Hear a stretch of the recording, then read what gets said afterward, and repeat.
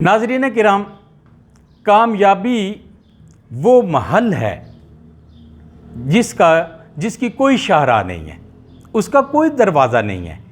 आपको इस महल के अंदर, इस महल की दीवार में खुद अपने हाथों से, अपनी कुव्वत बाजू से रास्ता बनाना होगा, दरवाज़ा बनाना होगा।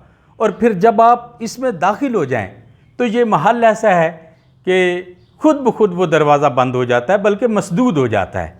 फिर उस रास्ते से दूसरा कोई नहीं गुज़र सकता। इवन कि उसमें दाखिल होने वाले की औलाद भी उस दरवाज़े से नहीं गुज़र सकती, उनको भी खुद बनाना पड़ता है।